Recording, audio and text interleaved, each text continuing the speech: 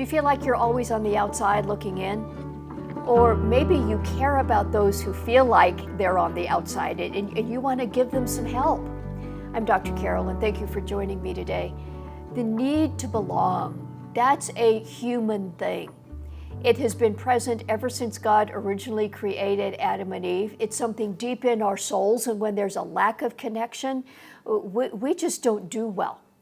My guest in this conversation today, Sarah Westfall, has experienced the lack of belonging and has a beautiful and encouraging way to help you understand that part of your soul and how to walk forward. In this conversation, we address how it's not about finding the right person or people or place, but it's something about how you are already created that can allow you to feel at home. And from that place, then reach out to others. Sarah Westfall is a writer, a speaker, the host of Human Together podcast. She has worked as a director of community, a student development professional, and her writing has appeared in a number of magazines, including Relevant and Fathom and Encourage. Her latest book, The Way of Belonging, Reimagining Who We Are and How We Relate, is a beautiful perspective on our need to belong, how God built us with that need. It's a feature, not a bug, and how to proceed with others and with God. I think you will find this encouraging and very hopeful. Here's Sarah Westfall. How delightful to have you on the program today. First, just a huge thank you for your work, for you, and then for being with us here today. Thank you, Dr. Carol. I am excited to sit with you and to have this chat today. So thanks for inviting me in. Yeah. Well, the doctor part of me, I kind of geek out on science at moments. And when I saw what you had written recently about belonging, it made me think of the U.S. Surgeon General's report, maybe a year or so ago, about the epidemic of loneliness that is in our culture, in our country. And just the fallout from that. And maybe we could just start with you talking a little bit about that emptiness, the longingness, the separation, and that pain that I think, if not everybody, most of us feel. Yeah, it has been almost a year since that report came out. I think it was May 2023. And I guess it's over a year now. Yeah, I need to do that math. And I think what was so interesting about that report was not only the high numbers. I think depending on your demographic, it basically no one is untouched from it in some capacity. Yes. And on any given day, you and I sitting in this Zoom room together, more than likely one of us has even experienced it today in some form. Yes. And so on one hand, it can be incredibly disheartening because to think of how many people are experiencing this sense of aloneness, this internal sense of disconnect from other human people. But it's also incredibly normalizing to know that, oh, it's not just me. I'm not the only one experiencing this want of connection. And the one thing about that report that I kind of cringed at a little bit was that we called it an epidemic. Now, I knew that they meant it was being felt on a wide scale. And so maybe that's the appropriate term. But I think sometimes when we use disease type language, it makes it sound like it's something that is wrong with us. Yeah. When often, when I think of loneliness, it's really just a longing that is actually very good in us. It means it's pointing us towards something. It's not a deficiency in us. And so that was the one thing with that report in particular that I was like, ooh, I wish we could have changed the words a little bit. Well, I appreciate that perspective. As you say that, and I noticed this as I was reading some of what you've written also, it made me think of a time in my life, it's been some years now, over 20 years ago, when I went through a season of feeling like there was some fatal flaw in me. I couldn't understand it, and nobody else could help me with and it was awful. I'd feel lonely when I was with people. And I came to understand that it was something in me, but that resonates with me, that feeling that there's something wrong. Right. Well, and I think, and I write about this a little bit in my book, is that so often when we feel that sense of loneliness, we perceive it as lack. We Yeah. perceive it as something that is wrong within us. And no one else can tell. And because it's very internal, we can feel lonely in a crowded room Yeah. or at home by ourselves with our dogs, or lack of dogs, cat, whatever you might have. And so it's just so easy for us, though, to feel like that is something wrong with us rather than, instead of lack, seeing it as this beautiful longing Mm. of again pointing us toward what is actually very good about ourselves, that we were created, we carry within us this desire for connection.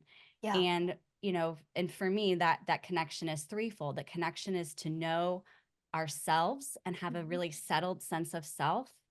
That is a desire for connection to the divine, to God himself, Yes. and then to each other.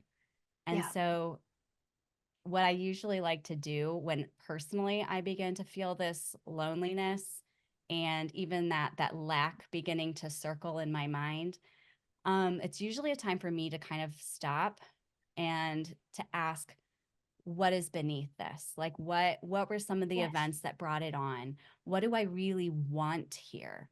And spending some time with not only the feelings that I have, but the desires beneath it, Mm. and beginning to ask myself some really important questions about what is beneath the surface of that loneliness. Yeah. It makes me think as you say that, focusing on desire, that Jesus would ask people, what do you want? Yeah. What is your desire? I think sometimes we feel like that the unfilled desires is a bug, but it's really a feature of how God made us. Yeah. And that's a such a different perspective, but so powerful. How did you come to think through this, process this, come to understand some of this in your own story? Yeah, that's a great question. It's been a long process, and I think that Yeah. when it comes to being able to name and to know and to give God and be open with my desires, I think that a lot of that is still in process. Mhm. But some of it has just been along the way, getting to know God in the midst of my own pain, of Yeah. getting to know not a God who was demanding a lot of me, but who really enjoyed who I am and the ways that he has made me. Learning to see myself as loved, as beloved, um, Yes. and to see that welcome, that love, that the goodness that he has put in me, as a human being. Um, and I also, there have been some books that I've read along the way. Dr. Kurt Thompson, I've really been Oh, appreciative of yes. his Oh, work. yeah. Oh, And yes. so, a lot of his work has been important to me in my journey of being able to have language for Yeah. some of this. Um, and then too, just encountering it within the context of relationships, with people around me, and really in my role and identity as a writer as well. I Yeah. think for a long time I really buried that inside of me, and even like I was getting paid to write words and I wasn't yet saying the words I'm a writer, because there was Mm. something about my identity that I had not yet really embraced, Yeah. and I had to work through a lot of stuff to get to that point where I was able to not only say I want to write, I like to write, but I am a writer, and let that Yeah. become then part of who I was and how I relate to the world. Yeah. Um, you write about how we try and morph ourselves into what we think other people will want us to be so that we can feel included, and how that ends up making us feel just the opposite, feel on the outside, because if they do accept us, it's not the real me they're accepting. And we project that on God, I believe, too, don't we? Oh, we do. And I have a long history of that. I look back to even my like elementary school years and how quickly I began to my see my belonging Yeah. through more of an acceptance. And so because I was working really hard to become accepted both by people and by God himself, Hmm. um, Hmm. I became very performative in my relationships with God Yeah. and with other people. And and looking through that lens, you know, that wasn't who God was. Yeah. I Yes. saw a version of God that was maybe my own or projected on to some degree. Yeah. How did that come to change for you? Because the case you're making is that it's not about acceptance, that we already belong, and Mm. that's what we have to learn to embrace. What did it look like for you to come to that in your own soul? Ooh, it has been a long and Yeah. hard Mhm. road because on some degree, like I said earlier, belonging is kind of a question that I've carried since I was a kid of Mhm. where do I belong? What is belonging? How does this work? Always feeling a little bit like I was out of place. Yeah.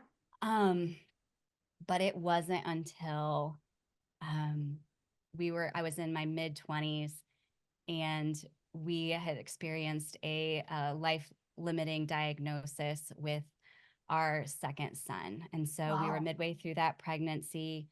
Wow. And, you know, when you have done everything right, when you have Yes. checked all the boxes Yes. and the outcome is not Yes. what it's supposed to be, Right. that was, I mean, to say it was shattering, to say that I just felt in that season that I was falling and falling, and I didn't know what was going to happen when the thud at the bottom. I didn't Hmm. know Hmm. what I was going to find at the end of myself. And so there was a lot of unraveling in that season, and I had very little to give in that season. I was just raw and I was grieving.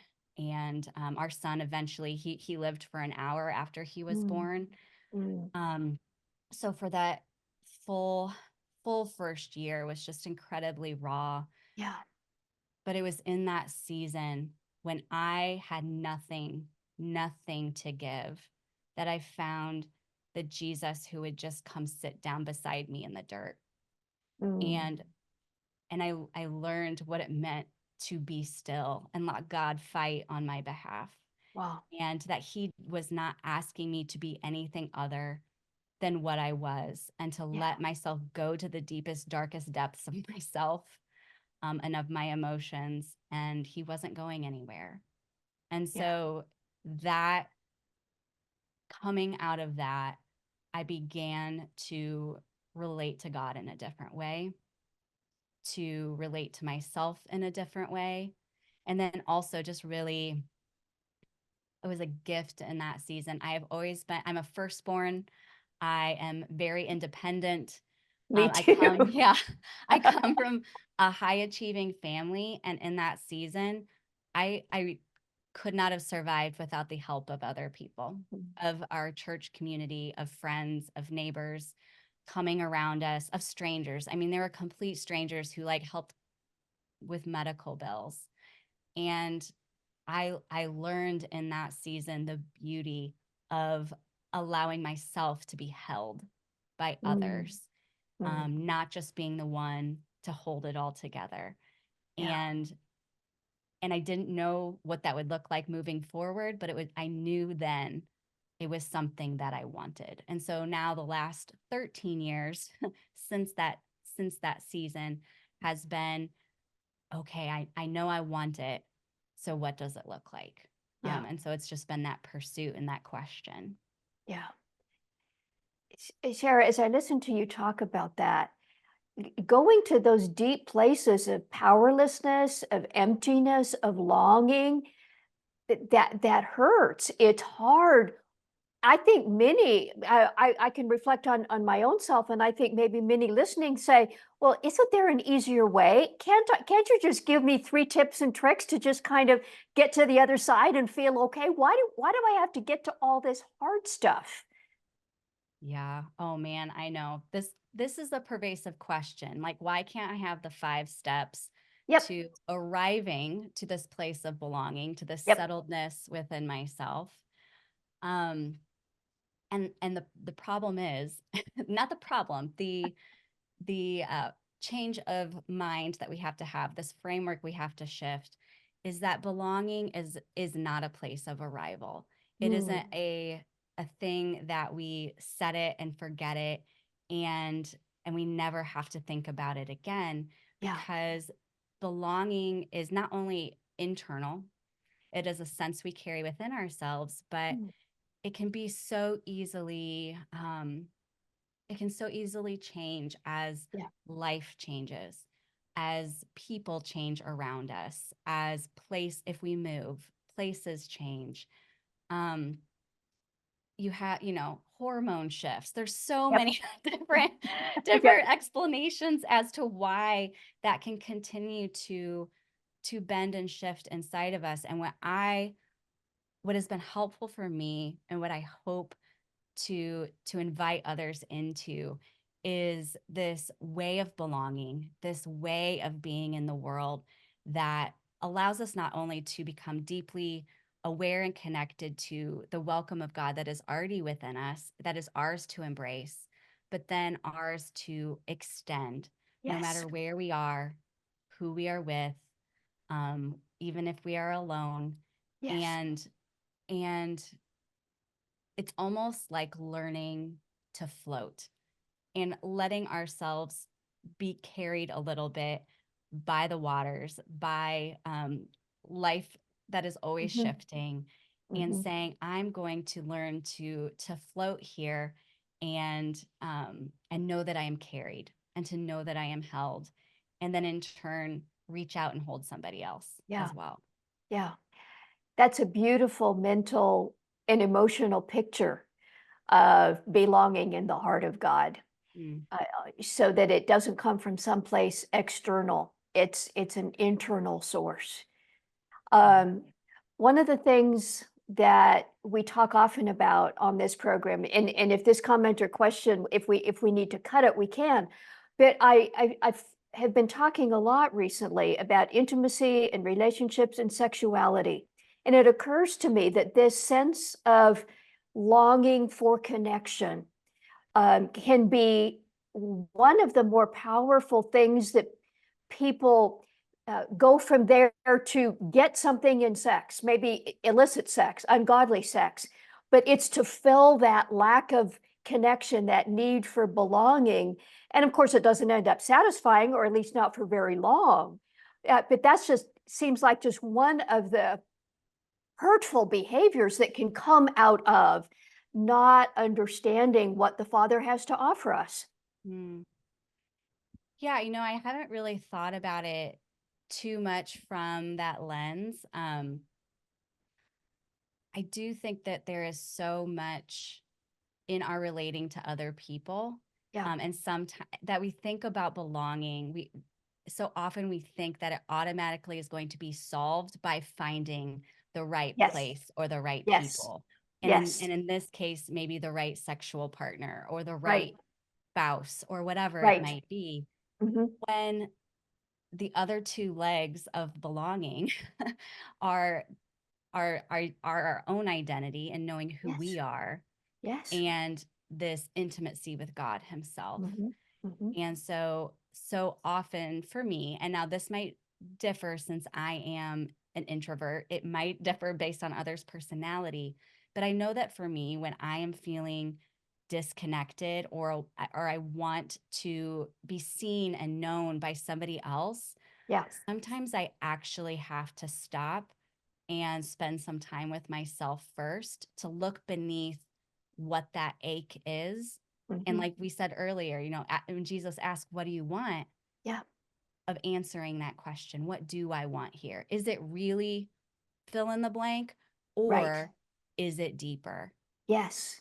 And so Yes. so when it comes to our sexual relationships with other people and what it looks like to relate in that way, I think some of the questions are still the same, Yes. no matter what it is. Yes. I would agree. Mm. Um, I have, in talking with people, often encouraged them to find a few people to connect with, to understand that God built us for that. And okay, do the work to find a few people. And a common response I get is, well, I don't have anybody. There's nobody who's interested. I've tried and it doesn't work. I want to get to talking about that with God in just a minute because that has to be the foundation and so key.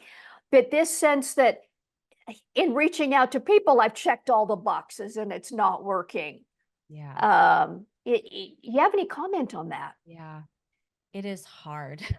Yeah. And I have been there, and there is a measure of all of this. And the part that I almost don't want to say, because it's not what people want to hear, is that there's a measure of perseverance Hmm. in relationships, even if you're in them. Yes. Yes. um, and so I think that it's easy to romanticize what these connected relationships are going to look like. Yes. And sometimes we don't give them the benefit of time, Hmm. and we want it to come very quickly and to like feel like it clicks all together and we're Yes. all on, the set of Friends or whatever show, sitcom that Yes. that we see. Yes. Um and so sometimes it's a matter of time and giving ourselves room for trust and transparency to grow. Sometimes it is spending time with our ideals of what we think it's going to look like versus the reality in front of us.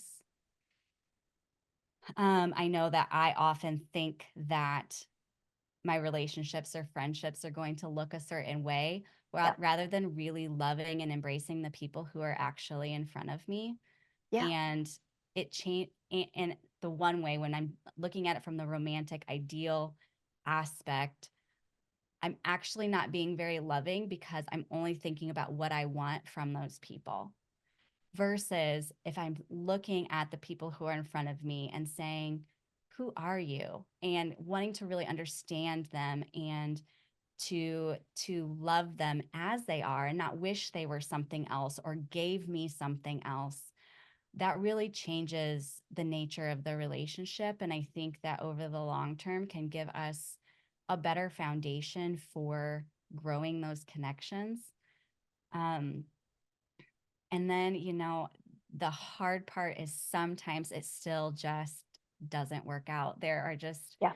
It's a hard season. I think we are all coming out of this pandemic mode Hmm. still, Hmm. and we're all kind of like, awkward middle schoolers who still don't quite Yes. know how to Yes. be in a room together anymore. And so you're probably not the only one, Yeah. to Yeah. these people. And sometimes it just takes a matter of just continuing to do it. Maybe sometimes pulling back and giving yourself a little break of just saying, I'm kind of tired Hmm. of trying. Maybe I just need to give myself a little time and space. And that's okay too. I like to think, back to that water analogy of kind of like the tides. Sometimes we press in and sometimes we pull back. And I think our souls and our relational capacity needs that in seasons. That's Um, really good. That's yeah, really good. yeah, I appreciate you acknowledging that it doesn't always work out right or quotes perfect. It makes me think of Jesus and Peter, James, and John, the people he needed and who he actively pursued and was closest to, still let him down at some of the most appropriate times. He considered it important to nurture that connection anyway, but it wasn't, quotes, perfect. right. Yeah, I know that Jesus's disciples were such a ragtag crew who were Yeah, more often bickering with one another. Like, I don't think anyone would have put them together naturally. right, right. Yeah, not at all. But it is hard. And it's also okay to just sit and acknowledge this is hard. And Yeah, sometimes we need that just to be able to sit and not have some sort of bravado that we feel like we have to keep shouldering it ourselves, that it is hard and it's okay to say that it's hard. Yeah, that's good. And it also fits with the language you use about welcome is something we carry with us, that you're not um, always just looking for something from somebody else, but you keep offering the welcome. Um, and I think that's a helpful and beautiful way to carry this Yeah, well, in the messiness. Yeah, yeah, I would say, Dr. Carol, and maybe not everyone is this way, but I know how easily I can cave in on myself yep, internally as yep, soon as I am becoming so focused on what I don't have or the way my needs aren't being met. And granted, it is important to voice those things and to name those things, but yes, also I can let it, it can just become like an internal landslide in which I get really lost inside myself and lose my sense of self in the process. And it is only by looking outward yeah, and being attentive to the people around me, and even we're talking about like very small ways that I can give. Maybe it is a simple smile to the person checking me out at the not checking me out, but checking out my groceries right, at the right, grocery store. right, right. um a simple smile, a short conversation. Maybe it is taking a walk with a neighbor, or something very simple, but of being the kind of person that I want others to be for me, not only offers that to someone else, but it really does change something within me, and Yeah, that I am able to like put my feet back on the ground, return to that sense of self without caving inward, and say, there is so much more in what I can give and in who God has already made me than in constantly grasping for yeah, what I feel like I lack. yeah. That's good. That's really good. Let's turn for a few minutes now to uh, growing to experience the welcome from the heart of God. Mm. I know many people I talk with, their head believes that. They would hear these words and say, yes, but their heart is really struggling to experience it, to feel it. Um, can you talk about, and you write about this quite a bit in the book, about some of the pathways, some of the ways that we can come to experience and embrace that more? Yeah. Unfortunately, some of my experiencing of that has come through really hard things. Yes. And within those hard things, and they're not always necessarily the loss of a child, sometimes it is moving from a place that I loved, or a job has changed, or Yeah. we're walking through a tough season with one of our boys. There, it could be a lot of different hard things. um, but in the midst of that, in the midst of feeling out of control, of there's nothing I can do here, and feeling very unmoored to a degree, of I think of brokenness, and how God, and there's like the hollowness that I feel inside, Yeah. and God wanting to occupy that space. And and it's been so hard for me, because I am, again, a firstborn, a Yeah. pull myself up by my bootstraps, Yeah. like, you can do this, like, just you know pull it together. Right. And learning to let myself be loved in the midst of weakness, in the midst of loss, of not doing anything. um there was even a season after our son passed away, that I didn't even have capacity to read the Bible. And I Hmm. felt freedom not to read the Bible from God. There was that continued, just be still, like, let me love you here. Yeah. And I think that the more that we can let God love us here, Mm. whatever here is, um, and we just kind of sit with that, um, I think that can really shift things inside of us. Now, some of the things that can support that practically, it sometimes requires slowing down. It requires space for nothingness, where we have to truly get silent, get alone, and stare at what is really happening inside of us. And being honest with God in those confessions, of saying it out loud, saying the really hard Yes. questions out loud with him. And then being attentive, of practicing attentiveness, even so much of like, what is happening in my body? Am I Yes. feeling it in my shoulders? Am I feeling it in my chest? What is happening in my body right now? Yes. Or what am I noticing around me? How are my emotions changing in the course of a day? Just being attentive to those things. And also this one's so key for me, is looking for where the light is. We have a dog who is constantly throughout the course of the day shifting where she lays down in the house based on where the light is. Oh, And I think that it's good for our souls, and of just learning to be in God's presence, the more that we kind of look for the light in that same way. And what I mean by that is, even in the darkest seasons, there are good things. And yes. and not like silver linings, not trying to, put some glitter on something that's really hard and tough, but there is goodness there, and looking for it is a practice of hope. Yeah. It's just, and so practicing that hope, of being attentive to where it pokes through in the course of a really dark day. um I just feel like that is just a kindness from God, reminding us how loved we are, even in the midst of that really dark season. Yeah. A couple things you said there so resonate with me. Um, what you just now said about looking for the hope, looking for where the light is shining through. I learned that the hard way after my husband passed away a few years ago.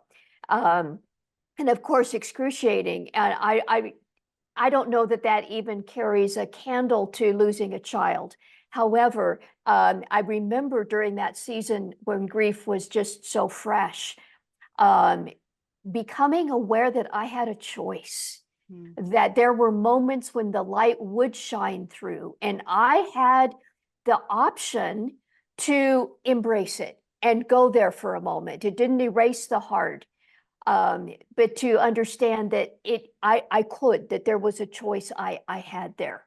Hmm. Um, and then you mentioned just, silence and stillness, getting quiet. That is a lost art in our instant gratification culture. It speaks to something I think you mentioned earlier too, that we would like this to be an overnight pill. Amazon Prime, deliver this to me, deliver belonging to me. No. um, to, to to take the time to pursue that with God. Yeah. And with God and with each other, Absolutely. and to Yes. remember, like, there's a quote from Parker Palmer in his book, I think it's Let Your Life Speak, but he says, what a long time it can take to become the person one has always been.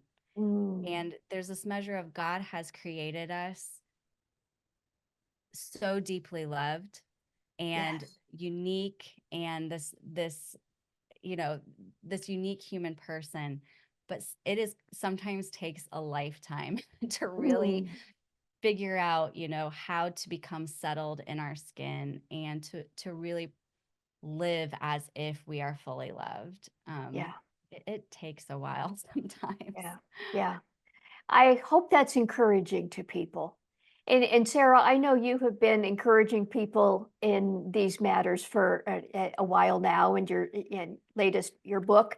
Would you just invite our listeners, viewers, how they can find what you have to offer, your book specifically? We've alluded to it many times, but just let people know about that, and how they might reach out and connect with you.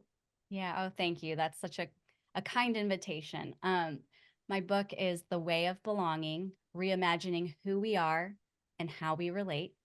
And you can find that basically wherever you normally buy books, but it's available from InterVarsity Press and Barnes and Noble, Amazon, all the things. You can even listen to me read it to you on the audiobook. And then just for like more regular connection, I do write on Substack and podcast, both of which are called Human Together. And then I'm on Instagram. I hang out there on occasion, just, you Yeah. know. Yeah. I love the name of your podcast, Human Together. I think that's the only way to be human. When God said it's not good for man to be alone, yes, okay, marriage, but not just that. I'm now an unmarried person again, and I need this. It's not, that paradigm is not just an indication about marriage, which it is, but it's also this need that we have for this kind of deep connection with humans and with God. Oh, absolutely. I think it just talks about how we were created to be communal from the Yes. very beginning. Yeah. Well, Sarah, this has been encouraging, and I so appreciate the time you've taken here today. Just many blessings on you, on your work, and for those listening and watching, get the book. We've got the links, so check that out. Sarah, this has been so delightful. Thank you, Dr. Carol. I've enjoyed it so much. Many blessings to you. Well, yes, do check the links. Under this video, you'll find Sarah's website, her Substack, and some social media, and her book, The Way of Belonging, Reimagining Who We Are and How We Relate. If you have felt like you have not belonged, this will be especially helpful to you. So do check it out and connect with Sarah. She cares deeply and has walked through this herself, so you'll find a lot of resonance with what she says and writes. I also want to encourage you to check out my article, How to Find Your People When You Need Help. Remember, this is not a checklist. And as we discussed in this conversation, Sarah and I, sometimes you can do all the things and it's still really hard and messy. It's a process. But we have a link to that article of mine also under this video. And then my latest book, Sexpectations, Reframing Your Good and Not So Good Stories About God, Love, and Relationships. You have a story, and the sexual part of you is part of that story. What happened to you? What did you do in response? How have you been impacted by how you've tried to address that need for intimacy and belonging in your soul? And what does it look like to invite Jesus into the middle of that? You can find out a lot more at yoursexpectations.com, a lot more about the book and other free resources we have there available. Thank you again for being with me on this episode. Make sure you're subscribed so you can get our material every time it comes. Tell a friend, share about our channel and this material, and until next time, may God bless you.